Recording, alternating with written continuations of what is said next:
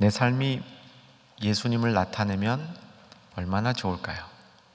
나를 보고 예수 믿는 사람, 예수님 잘 안 믿어지다가 나를 보고 예수님 확 믿어지는 사람들이 많이 있으면 얼마나 큰 축복일까요? 또 나를 통해서 하나님 나라가 이 땅에 세워지는 것을 확인할 수 있는 사람들이 있다면 그것은 정말 큰 축복이 되리라고 생각합니다.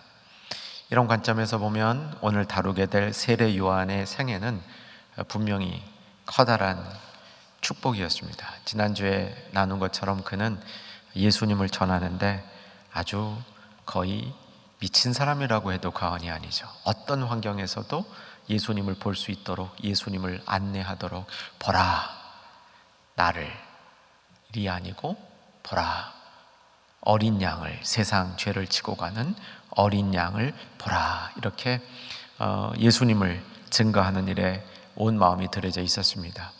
예수님을 어린 양으로 증거하는 것은 예수님을 왕으로 혹은 유대인들이 기다리던 정치적인 메시아로 증거하는 것보다 더 많이 어려운 일이었습니다. 우리가 무엇인가를 증거할 때 그 증거하는 내용이 세상 사람들도 관심이 있고 세상 사람들이 쉽게 귀 기울이는 것이라면 우리는 그거 증거하는 거 어렵지 않습니다. 신납니다. 예를 들면 이 시대에 아주 유명한 연예인, BTS라고 해볼까요? 내가 BTS를 소개한다 그랬을 때는 소개하기 전부터 다 사람들은 열광하고 있습니다. 그걸 소개하는 나 자신도 좀 이렇게 주가가 올라간다 생각할 수 있을 겁니다. 그런데 어린 양, 그 희생제물로 드려질 어린 양, 그 어린 양을 소개하는 것은 그다지 쉬운 일이 아니었습니다. 요한은 예수님을 왕이요 메시아로 선택하여서 소개한 게 아니라 어린 양으로 소개하고 있다는 것이죠. 그만큼 그는 예수님을 증거하는 일에 몰두하고 있었고 그 증거의 열매가 나타나고 있었습니다. 특별히 요한이 예수님을 온 마음을 다해서 증거하고 있었던 그 모습을 살펴보면 마치 마태복음 13장 44절에 보화를 발견한, 밭에서 보화를 발견한 사람이 자기의 모든 것을 다 팔아 그 밭을 산 것과 비슷한 모양새라고 볼 수 있겠습니다. 한번 생각해 보십시오. 요한에게 있어서 가장 중요한 이 자신의 보화가 있다면, 자신의 모든 것이라고 얘기할 수 있는 게 있다면 예수님을 만나기 전에 무엇이었겠습니까? 제 생각에는 제자입니다.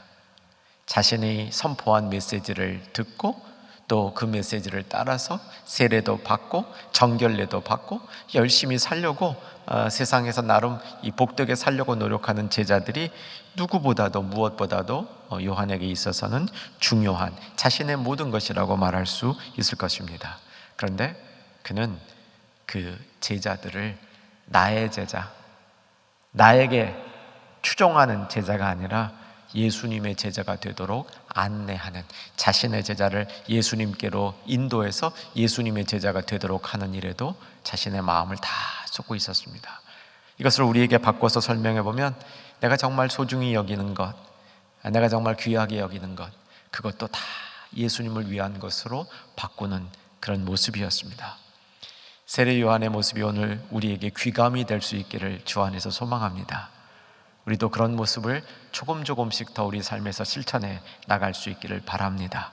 저는 본문을 한번 보시기 바랍니다. 35절, 36절 보겠습니다. 35절과 36절 같이 읽습니다. 또 이튿날 요한이 자기 제자 중 두 사람과 함께 섰다가 예수께서 거니심을 보고 말하되 보라 하나님의 어린 양이로다. 똑같이 늘 하던 대로 예수님을 하나님의 어린 양으로 증거하면서 이 두 제자, 자신의 두 제자가 그 말을 듣고 예수님을 따르도록 안내하고 있습니다. 37절 보시면 두 제자가 그의 말을 듣고 예수를 뭐하거늘? 따르거늘. 두 제자가 예수님을 따를 수 있도록 안내하는 것이 그의 임무였다는 사실입니다. 저는 오늘 이 말씀을 통해서 우리가 이제 이 말씀을 잘 배우고 이 말씀을 담아서 오늘 기도할 테인데, 이 말씀 속에는 예수님의 제자가 되는 세 가지 모습이 나타납니다. 그 모습을 하나씩 살펴보려고 합니다. 첫 번째, 예수님의 제자에게 반드시 나타나는 모습은 예수님을 따르는 겁니다.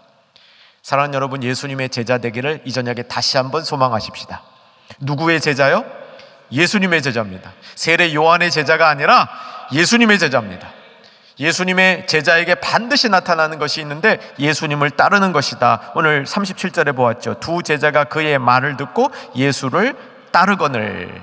예수님을 따른다는 말은 몇 가지 모습으로 살펴볼 수 있는데, 사실은 예수님의 제자가 되는 전체 과정을 예수님을 따른다 이렇게 설명할 수 있습니다. 첫 번째 단계에서 예수님의 제자가 되려면 관심이 있어야 됩니다. 자, 사랑하는 여러분, 오늘 예수님에 대해서 관심을 가지고 이 저녁에 주 앞에 나오셨습니까? 이 특별히 대면 예배로 나오신 분들은 상당히 복잡한 교통 사정을 뚫고 여기까지 오셨을 겁니다. 금요일 저녁이 되면 이 주변이 좀 더 많이 복잡합니다. 그것을 뚫고 여러분 오셨을 겁니다. 여러분, 대면 예배 안 나오신 우리 충현의 가족들도 이 시간을 지켜서 영상 앞에 서려고 나름 부지런히 하루 일과를 마무리하고 이 자리에 있을 겁니다. 그런데 혹시 몸만 있는 거 아닙니까? 습관에 따라서 몸만 그 자리에 있는 것 아닙니까? 관심이 없어진 것 아닙니까? 자, 이 시간에 빨리 자신을 점검하시기 바랍니다. 예수님에 대한 관심이 내가 줄어들었다면, 상당 부분 없어졌다면, 오늘 이 저녁 이 말씀, 이 시간을 통해서 예수님에 대한 관심으로 채워지는 복된 성도 되기를 소망하십시다.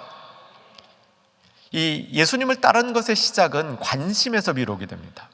믿음이 없다가 믿음이 생기려면 관심이 생겨야 됩니다. 이 관심이라는 게 생각보다 중요합니다. 이 사람이 잘 안 변해요. 근데 사람이 변할 때 이렇게 그 변할 때 모습을 살펴보면 관심이 변합니다.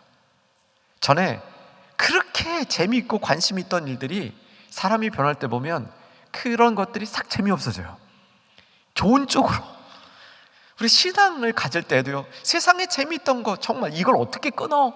이 재미있는 낚시를 어떻게 끊어? 이 재미있는 골프를 어떻게 끊어? 하던 인간적인 이 관심이 이 주님의 것으로 바뀌기 시작합니다. 여러분, 관심 바뀌는 게 굉장히 중요합니다. 삭개오가 처음 예수님을 만날 때, 그 예수님 여리고로 지나간다는 얘기를 듣고 예수님 만나러 나올 때, 나와서 이제 그 자신의 키가 작으니까 사람들이 이렇게 둘러싸여 있으면 안 보이니까 이 나무 위에도 올라가지 않습니까? 이 삭개오가 예수님 보고 싶어 나올 때 그가 예수님에 대한 확실한 믿음이 있었겠습니까? 저는 없었다고 봅니다.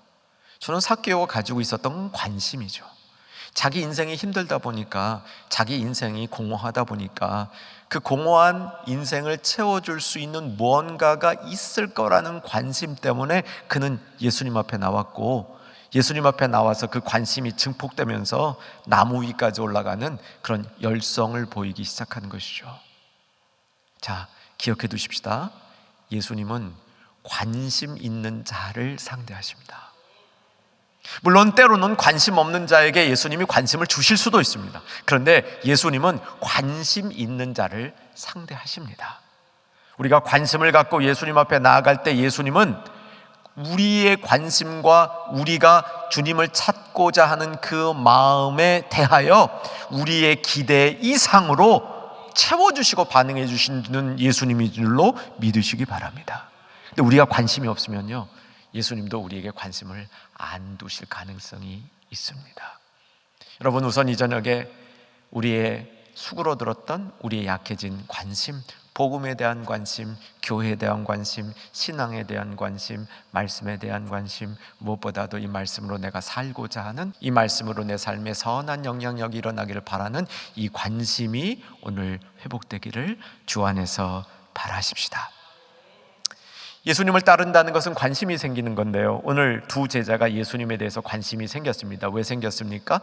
자기 선생님인 세례 요한이 예수님에 대해서 특별히 증거하는 그 증거를 들으니까 이게 설득이 된 겁니다. 그래서 예수님에 대해서 관심을 가졌습니다. 근데 예수님을 여러분 따르다 보면요, 처음에는 관심으로 따랐는데요, 이제 막 믿음이 이제 불타오르기 시작하면 정말 예수님 닮아지고 싶어져요. 그래서 예수님 막 흉내내고 싶어집니다. 예수님 살았던 방법대로 그대로 살고 싶어집니다. 아직 이런 일들을 경험하지 못한 성도들 계시다면 성도답게 경험하실 수 있기를 주 안에서 소망합니다. 그리고 오늘 정말 내가 예수님을 그대로 닮으려고 노력하는, 예수님을 진짜 따르는 깊이 있는 신앙을 사모하는 이 저녁 되시기를 바랍니다. 예수님을 따르는 것은 이 땅에서 끝나지 않습니다. 여러분, 예수님을 따르는 건요, 천국 가면 더 확실해집니다.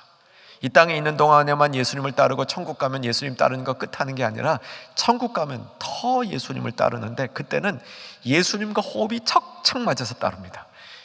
이 땅에서는 예수님 따르고 싶어도 호흡이 안 맞아서요, 이 따르기 힘들 때가 있습니다. 그런데 천국 가면 예수님의 호흡처럼 예수님을 따를 수 있게 된다. 성경이 그렇게 말합니다. 한번 확인했으면 좋겠습니다. 자, 우리 자막 봐도 되는데요, 요한계시록 14장 볼 겁니다. 요한계시록 14장 1절과 4절 5절 볼 겁니다. 요한계시록 14장 찾으실 분 찾으시고요, 자막 보실 분 자막 보십시다. 자, 14장 1절 같이 읽읍시다. 또 내가 보니 보라, 어린 양이 시온산에 섰고 그와 함께 14만 4천이 서 있는데 그들의 이마에는 어린 양의 이름과 그 아버지의 이름을 쓴 것이 있더라. 14만 4천이 나타나는 겁니다. 이 14만 4천이 어린 양과 관련이 있습니다. 어린 양을 따르는 자들이라고 볼 수 있습니다. 천국의 모습입니다. 자, 4절과 5절에 이 어린 양을 따르는 모습이 분명히 나타나는데, 자, 4절 읽습니다. 이 사람들은 여자와 더불어 더럽히지 아니하고 순결한 자라 어린 양이 어디로 인도하든지 따라가는 자며 사람 가운데서 속량함을 받아 처음 익은 열매로 하나님과 어린 양에게 속한 자들이니. 5절, 그 입에 거짓말이 없고 흠이 없는 자들이더라. 어린 양께 속한 자. 근데 어린 양을 따르는데 완전히 어린 양과 호흡을 같이 해서 따르는 겁니다. 이게 천국 가면 있을 모습이죠. 자, 기억하십시다. 예수님의 제자는 예수님을 따르는 자입니다. 예수님의 제자는 예수님을 처음에 관심을 가지고 그저 좀 그 주변을 쫓아다니다가 그 예수님의 인격에 감화되어서 예수님을 인격적으로 따르려고 마음을 다해서 노력하다가 주님 함께하는 천국에 가면 호흡이 척척 맞아서 어린 양과 모든 면에 있어서 함께하고 동행하고 그를 따르는 그런 사람들이라는 사실이죠. 자, 예수님을 따르는 제자의 모습이 나의 모습이요, 내 안에서 이루어지는 평생의 삶이 되기를 주 안에서 소망하십시다. 두 번째, 오늘 본문으로 다시 요한복음 1장으로 돌아와 주시면 두 번째 이 제자들에게 꼭 나타나는 모습이 있습니다. 자, 오늘 본문을 보면서 확인할 터인데 38절 같이 한번 읽읍시다. 예수께서 돌이켜 그 따르는 것을 보시고 물어 이르시되 무엇을 구하느냐? 이르되 랍비여 어디 계시오니까 하니, 랍비는 번역하면 선생이라. 계속 예수께서 이르시되 와서 보라. 그러므로 그들이 가서 계신 데를 보고 그날 함께 한 번 더 함께 때가 10시쯤 되었더라. 예수님과 함께 거하는 것이 제자들에게 반드시 나타나야 하는 이 두 번째 모습이라고 할 수 있겠습니다. 예수님과 함께 거한다, 그 안에 머문다, 거한다, 함께 산다, 같은 개념입니다. 요한복음의 중심적인 개념 중에 하나입니다. 요한복음에서 우리가 받을 복음 내용 중에 예수님과 함께 머문다, 거한다, 이것이 그 핵심에 있는 내용입니다. 제자는 예수님과 함께 거하는 사람, 함께 머무는 사람입니다. 자, 요한복음에 나타나는 이 머문다 가르침을 이제 둘로 정리해 봅니다. 첫째, 요한복음 1장에 태초에 하나님이 세상을 창조할 때 그때 창조의 주체이셨던 말씀이 육신이 되어서 우리 가운데 뭐 한다? 거하신다, 이렇게 되어 있죠. 우리 가운데 거하신다, 우리 가운데 사신다, 머물러 계신다, 이런 뜻이죠. 요한복음 15장에 포도나무 비유가 나오는데 이 포도나무 비유의 이 중심 가르침이 거하는 거죠. 여러분 포도나무가 있고 우리가 그 나무에 붙어 있는 거, 이게 거한다는 겁니다. 사랑하는 여러분, 교회를 제법 다니시고 신앙생활 나름 열심히 하셨죠? 그러신 줄 믿습니다. 더 열심히 하실 수 있기를 우리 같이 소망해 보십시다. 우리 신앙생활을 하면서 배운 게 중에 이런 거 있잖아요. 예수 안에 거하라. 그 안에 머물러 있어라. 그 예수 안에 거한다, 예수 안에 머물러 있다, 이게 도대체 무슨 의미냐? 요한복음 15장 포도나무 비유를 보고 그 핵심을 잡아야 되는 겁니다. 가지가 나무에 붙어 있는 거, 이거를 거한다고 얘기하는 겁니다. 그래서 나무로부터 영양분을 받아서, 나무로부터 생명력을 공급받아서 나무와 연결되어져 있는 이 상태를 그 안에 거한다, 이렇게 설명하고 있는 겁니다. 확인하십시다. 이 포도나무 비유로 갑시다. 요한복음 15장, 자막도 뜰 겁니다. 그러나 성경 찾으신 분들 한번 요한복음 15장으로 가보십시다. 요한복음 15장 1절 제가 읽어드립니다. 나는 참포도나무요 내 아버지는 농부라. 2절 물은 내게 붙어있어 열매를 맺지 아니하는 자는 아버지께서 그것을 제거해 버리시고 무릇 열매를 맺는 가지는 더 열매를 맺게 하여 그것을 깨끗하게 하시느니라. 이렇게 시작이 되죠. 이제 4절과 7절을 읽을 겁니다.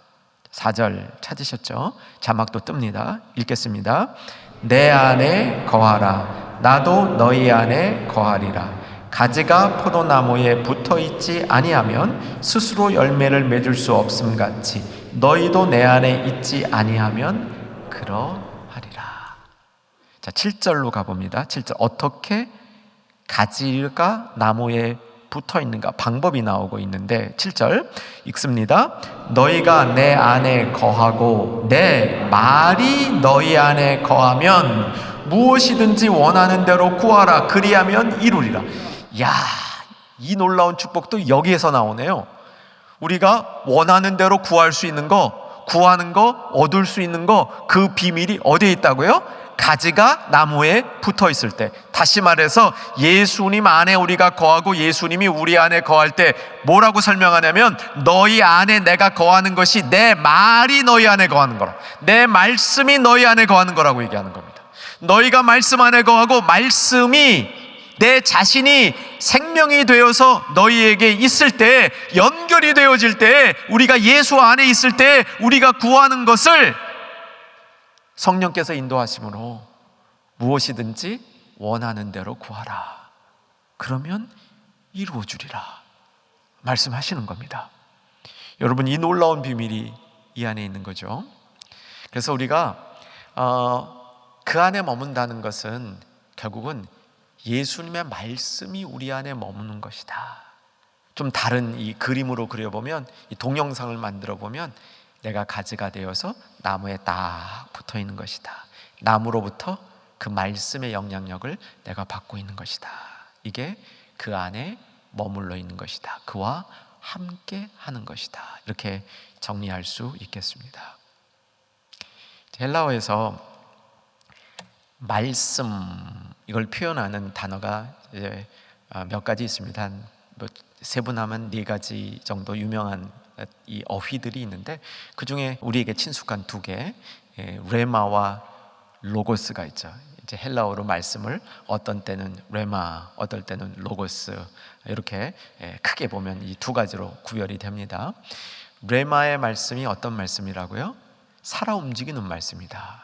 그렇게 우리가 정리합니다. 그러니까 이게 이제 그 글자로 적혀 있는 말씀이 아니라 이 말씀이 이렇게 움직이는 것, 내 마음에 감동을 주는 것, 나를 움직이는 말씀을 레마의 말씀이라고 얘기를 합니다. 그래서 어떤 분들이 이제 레마의 말씀이 로고스의 말씀보다 더 우월한 말씀이다, 이렇게 생각하는 분들이 있는데, 그건 그렇지 않습니다. 레마의 말씀은 레마의 말씀대로 이 특징이 있고요, 로고스의 말씀은 로고스의 말씀대로 특징이 있습니다. 둘 다 참 은혜롭죠. 이제 로고스의 말씀 가운데 우리가 좀 알아야 될 게 뭐냐면, 로고스의 말씀은 우리 안에 머물러서 레마의 말씀은 주로 우리를 움직입니다. 근데 로고스의 말씀은 우리 안에 머물러서 우리 안에 인격을 형성시킵니다. 그래서 이 포도나무 비유에서 말씀하시는 이 말씀은 이 로고스의 말씀, 우리 안에 인격을 만들어주시는, 그래서 예수님의 인격이 우리 안에 머물러서 우리를 예수님의 인격으로 닮아가게 하는 그 말씀, 이것은 이 로고스 말씀의 이 본질이라고 볼 수 있겠습니다. 자, 이제 이 두 번째 이 뜻을 정리합니다. 사랑하는 여러분, 제자들에게 반드시 나타나야 되는 거, 예수님과 함께 거하는 겁니다. 포도나무 비유 생각하시고 말씀이 우리 가운데 머물러 있는 거, 거하는 거, 이것을 생각하시면 되겠습니다. 자, 오늘 본문으로 다시 돌아오겠습니다. 요한복음 1장에 요한의 두 제자들이 세례 요한이 증거하는 것에 따라서 예수님을 어린 양으로 증거하고 예수님께 가라 이렇게 안내하는 것을 받아서 이 제자들이, 요한의 두 제자들이 예수님 앞으로 나왔습니다. 이들이 예수님을 이제 줄줄 쫓아다니는 거예요. 이때 따라다니는 것은 아주 관심의 수준이었던 것 같습니다. 예수님을 이렇게 쫓아다니다 보니까 예수님이 도대체 뭐 하기를 원하냐, 예수님 어디 계십니까? 좀 거하고 싶다, 같이 있고 싶다, 이 얘기죠. 예수님이 그래 와서 보라. 그리고 이 두 요한의 제자들을 받아들여 준 것이죠. 39절에 보면 그때가 10시쯤 되었다. 이 10시는 오후 4시입니다. 그러니까 뭐 이렇게 오후 4시에 예수님과 함께 머물렀으니까 아주 오랜 시간을 머문 것은 아닌 것 같습니다. 이제 다음 날까지 머물렀는데, 이 예수님과 머무는 동안에 도대체 이들에게는 어떤 일이 생겼을까요? 도대체 이들에게는 어떤 일이 생겨서 이들이 진짜 예수님을 따르는 제자가 되었을까요? 우리가 이것을 알아야 됩니다. 왜냐하면 우리가 예수님과 함께 있는다고 할 때 결국은 이날 이 제자들에게 있었던 일이 우리에게도 일어나야 예수님의 참 제자가 되었다, 우리가 말할 수 있는 거죠. 도대체 이 제자들에게 이 저녁에 무슨 일이 예수님과 함께하는 기간 동안에 있었을까요? 제 이 연구는, 저의 요한복음 그 해석은 이들이요, 예수님과 함께 있는 동안에 예수님이 하시는 말씀, 예수님이 추구하는 이 삶의 목적, 이것이 사람에게로 왔느냐 하나님에게로 왔느냐, 이 문제에 대한 답을 얻은 겁니다. 예수님의 말씀, 예수님의 가르침은 하나님께로부터 온 거구나, 그 깨달음을 가진 겁니다. 예수님과 함께 할 때, 예수님 안에 머문다고 할 때, 우리가 가지가 되어서 포도나무에 붙어 있다고 할 때 우리에게 일어나는 결정적인 변화는 뭐냐면, 예수님의 말씀이, 예수님을 따르는 것이 하나님으로부터 온 거구나, 하나님께로 갈 수 있는 길이구나, 하나님과 연결될 수 있는 길이구나, 이 확신을 갖는 겁니다. 여러분, 예수님과 함께 하시기를 주의 이름으로 축원합니다. 그 함께하는 것이 이 길이구나, 이게 생명의 길이구나, 이게 주님 앞에 가는 길이구나, 이거 다구나, 이것만 붙들고 있으면 되겠구나, 이거를 깨닫는 것이 예수님과 함께하는 삶의 본질적인 모습이라는 것이죠. 같이 이제 40절로 이동합시다. 40절 같이 읽겠습니다. 요한의 말을 듣고 예수를 따르는 두 사람 중에 하나는 시몬 베드로의 형제 안드레라. 자, 앞에 35절에 세례 요한이 자기의 두 제자를 예수님께 보냈는데, 이제 그 두 제자 중에 한 명이 누군가인지 밝혀지고 있습니다. 누구였습니까? 안드레인데, 안드레가 시몬 베드로의 형제라고 이렇게 설명이 되어 있습니다. 이제 브라더라고 되어 있습니다.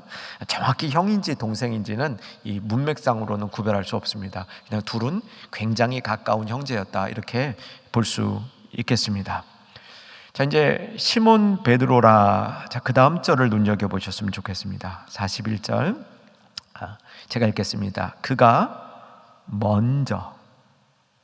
먼저 자기의 형제 시몬을 찾아 말하되 우리가 메시아를 만났다 하고, 메시아는 번역하면 그리스도라. 이제 괄호 안에 건 친절한 번역입니다. 메시아란 말은 모를까봐 이제 요한복음을 읽던 독자들은 헬라 문화권에 있는 사람들이니까 메시아는 히브리어거든요. 그 모를까봐 번역해 준 겁니다. 그가 먼저, 안드레가 먼저 시몬 베드로 자기 형제에게 가서 자기에게 일어난 일을 얘기하고 있습니다. 세 번째, 제자에게 나타나는, 반드시 나타나는 모습입니다. 증거하게 되어 있습니다. 안드레에게 있어서 베드로는 가장 가까운 사람이었던 것 같아요. 그냥 형제 정도가 아닌 것 같습니다. 막역한 형제였던 것 같습니다. 형제 사이도 조금 안 좋은 분들이 있죠. 근데 형제 사이가 너무 끈끈한 사람들도 있습니다. 진짜 형 동생이 죽고 못 사는 그런 형제들도 있죠. 베드로하고 안드레하고 아마 그런 사이가 아니었는가라는 생각이 듭니다. 안드레가 예수님을 만나고 나니까, 정말 좋은 것 만나고 나니까 무슨 생각이 들었습니까? 제일 먼저 자기에게 소중한 사람 앞에 그 말씀을 들고 가는 겁니다. 이 베드로에게 말씀을 들고 가서 전한 말이 뭐였습니까? 뭐라고 전합니까? 우리가 메시아를 만났다 하고, 아마 요 우리가는 아마 이제 다른 두 명이니까 그 친구랑 나랑 예수님을 만났다, 이렇게 베드로에게 증거할 것 같아요. 이제 메시아를 만났다, 메시아를 찾았다, 이렇게 설명을 하고 있는 겁니다. 여러분, 이 말은 우리에게 조금 번역을 해서 우리가 듣는 게 좋습니다. 우리에게 정리해 두는 게 좋습니다. 번역이라 하면 적용이죠. 이 당시에 안드레가 메시아를 만났다. 여러분, 이게 우리에게는 어떤 의미로 정리해 두면 좋을까요? 저는 이렇게 묵상해 봤습니다. 베드로하고 안드레는요, 인생의 많은 문제를 이 형제가 논의했던 것 같아요. 고민도 같이 논의하고, 어떻게 하면 더 잘 의미 있게 살을까라는 인생의 목적 문제도 둘이서 심도 있게 논의했던 것 같습니다. 어쩌면 이 둘은 어떻게 하면 돈을 많이 벌까 하는 세상에서의 성공 문제도 논의했을지 모르겠습니다. 아니면 유대인으로서 이 종교 생활에 어떻게 하면 좀 더 거룩한 삶을 살 건가, 이것도 둘이서 많이 논의했을 수 있겠습니다. 그러면 베드로에게 가서 내가 메시아를 만났다, 찾았다, 이것은 어떤 의미라고 여러분 적용해 볼 수 있겠습니까? 여러분, 누구에게 가서 내가 만난 예수님을 증거할 때 나는 메시아를 만났다, 이렇게 이 문자 그대로 증거하면 그분이 받아들이겠습니까? 이거 뭔 소리야? 메시아가 뭐야? 여기 요한복음에 있는데 괄호 열고 그리스도 괄호 닫고, 이렇게 하면 이게 증거가 되겠습니까? 될 수도 있겠죠. 그런데 도대체 안드레가 예수님을 만나고 그 예수님이 하나님께 가는 길이라는 사실을 알고 이 좋은 것을 베드로, 가장 친한 사람에게, 가장 중요한 사람에게 전달할 때 뭐라고 증거했겠습니까? 저 같으면 이렇게 얘기할 것 같아요. 베드로, 내 형제, 형님, 우리가 그토록 고민하던 문제의 정답을 찾았다. 우리가 그렇게 찾으려고 했던 그 길을 찾았다. 우리가 그렇게 몰라 하던 방법을 찾았다. 목마르던 방법을 찾았다. 이렇게 얘기할 것 같아요. 그게 안드레가 만났던 예수님의 모습이라고 믿습니다. 내가 찾던 인생의 길, 정답, 바로 이렇게 가면 되겠구나, 이렇게 하면 되겠구나. 감정적으로 얘기하면요, 베드로, 내가 마음이 뻥 뚫렸다. 답답하던 내 인생이 뻥 뚫렸다. 이렇게 말할 것 같아요. 야, 같이 한번 이 길을 가보자. 이렇게 말했을 것 같습니다. 여러분, 이 안드레의 마음, 심정을 우리가 이해할 수 있어야 됩니다. 그가 무슨 말을 했는가, 그 말이 메시아가 뭐냐, 그 의미가 뭐냐, 이렇게 접근하는 것보다 정말 내가 인생의 정답을 만났다, 이게 예수 그리스도의 제자의 모습입니다. 여러분, 예수님의 제자이시길 사모합니다. 여러분, 제자로 꼭 쓰셔야 됩니다. 이 한규삼 목사의 제자 될 필요 없습니다. 예수님의 제자가 되는 거죠. 저는 안내양입니다. 안내양. 여러분들이 예수님에게 잘 갈 수 있도록 안내해주는 안내양입니다. 근데 그 안내를 받을 때 무슨 안내를 받아야 되냐면 정답을 찾았다. 이렇게 하면 인생의 문제가 풀리는 길을 찾았다. 이렇게 가면 내 인생이 허비되지 않고 낭비되지 않는 그 길을 찾았다. 이렇게 다른 사람에게, 특별히 가까운 사람에게 소개할 수 있는 모습이 제자들의 모습이 되는 겁니다. 자, 이제 오늘 이 저녁에 우리를 좀 정비하십시다. 예수님께로부터 멀어졌던 관심을 다시 예수님께로 돌리고 예수님 안에 머물면서 그와 함께하면서 가지가 나무에 붙어서 영향을 받듯 말씀이 내 안에 머물러 거해서 내 인격을 변화시킬 수 있는 일을 다시 한번 소망하시면서 이제 내가 삶의 현장에 가까이 있는 사람들에게 정답을 찾고 길을 알고 있는 사람으로서 그들 앞에 쓸 수 있기를 주 안에서 소망하시기를 바랍니다. 41절, 그렇게 먼저 안드레가 베드로에게 전했고 이제 베드로가 드디어 예수 앞으로 나옵니다. 42절 읽겠습니다. 데리고 예수께로 오니 예수께서 보시고 이르시되 내가 요한의 아들 시몬이니 장차 게바라 하리라 하시니 게바는 번역하면 베드로라. 이제 베드로가 이제 그 당시 이제 진짜 그때 이름은 시몬이었죠. 시몬. 그래서 우리 시몬 베드로 이렇게 얘기를 하죠. 그러니까 정식 이름은 시몬입니다. 베드로, 게바 다 별명입니다. 예수님을 만나면서 별명을 얻게 된 겁니다. 그 시몬이 게바라는 별명을 갖게 되는데 이 게바가 반석, 바위라는 뜻이고요. 이제 큰 바위다 이런 뜻이고 그 바위라는 말은 아람어, 뭐 히브리어라고 생각해도 좋고 아람어인데 그걸 또 헬라어로 바꾸니까 베드로면 이름이 이렇게 복잡해진 거예요. 원래 이름은 시몬입니다. 그런데 42절을 보면 내가 요한의 아들 시몬이니 이렇게 돼 있어요. 요한의 아들. 마태복음 16장 17절을 보십시다. 마태복음 16절 17절 자막으로 가겠습니다. 자막으로 봐주시고요. 자, 읽읍시다. 예수께서 대답하여 이르시되 바요나 시몬아 내가 복이 있도다. 여기까지. 시몬을 부를 때 뭐라고 부른다고요? 바요나 시몬아 이렇게 부릅니다. 자, 이제 이 정도 실력 있으신 분들은 꽤 될 겁니다. 바요나라는 말은 바는 여기서 아들이란 뜻이었죠. 요나의 아들 바는 아들이라는 이 히브리어입니다. 아들 바. 근데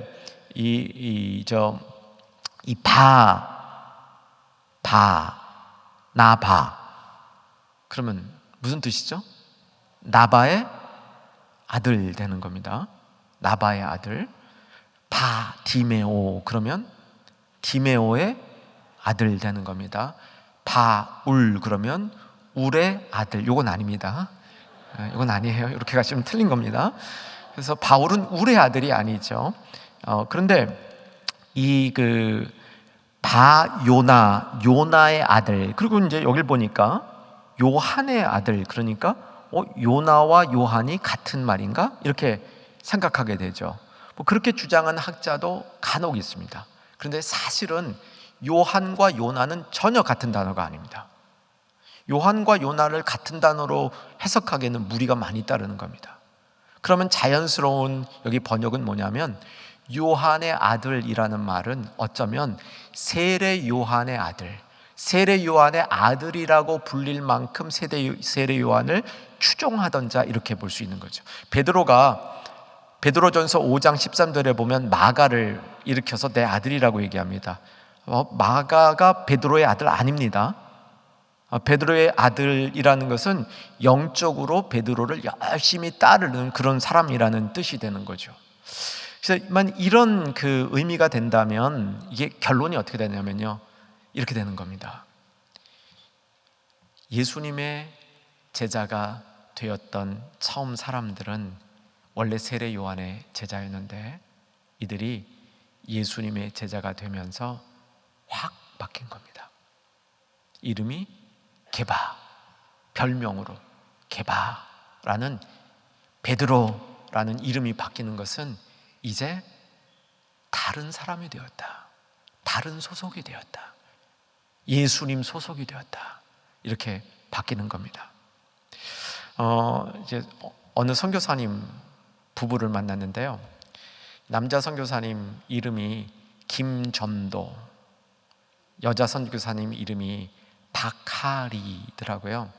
처음에 박하리 전도사님을 만났을 때 이름이 참 예쁘다 그랬는데 남편 선교사님 조남이 김전도 그래가지고 좀 이상하다 그랬더니 그 전도하리 그래가지고 남편은 전도고 부인은 하리예요.